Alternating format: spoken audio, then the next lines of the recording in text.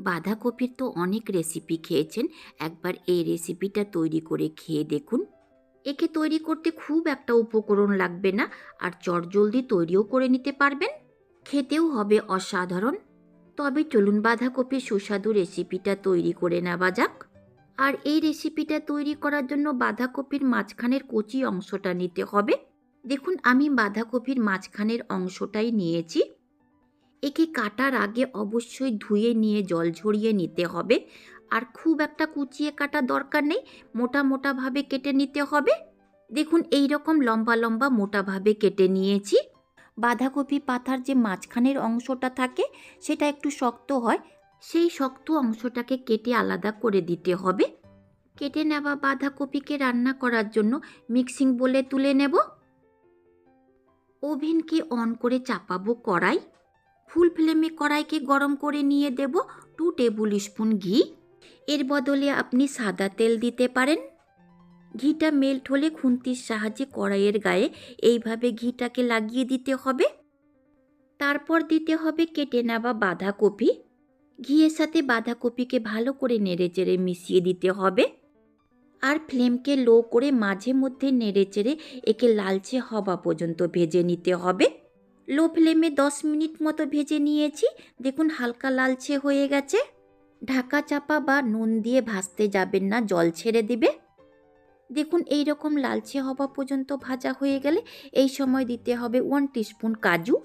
এটা দেবার পর আবার নেড়েচেড়ে 2 মিনিট মতো ভেজে নিতে হবে, যেন কাজুর কাঁচা ফ্লেভারটা শেষ হয়ে যেতে পারে। আপনি আলাদা করেও কাজুকে ভেজে নিয়ে দিতে পারেন। ভাজা হয়ে যাবার পর এর মধ্যে দেব অল্প পরিমাণে নুন। মিশিয়ে নিয়ে আরও 5 থেকে 6 মিনিট ভেজে নিতে হবে। ফ্লেমকে লোতেই রাখতে হবে। দেখুন, আরেকটু লালচে হওয়া পর্যন্ত ভেজে নিয়েছি। ভেজে নেবার ফলে 25% মতো বাঁধাকপি সেদ্ধ হয়ে গেছে। এই সময় এর মধ্যে দিতে হবে উষ্ণ গরম দুধ। আমি 750 গ্রাম দুধকে আগের থেকেই গরম করে একটু ঘন করে রেখেছিলাম।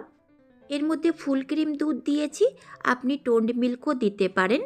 যেহেতু বাঁধাকপিকে ঘি দিয়ে ভেজেছি তাই নেড়েচেড়ে মিশিয়ে নিয়ে প্রথমে বলক ওঠা পর্যন্ত রান্না করে নিতে হবে।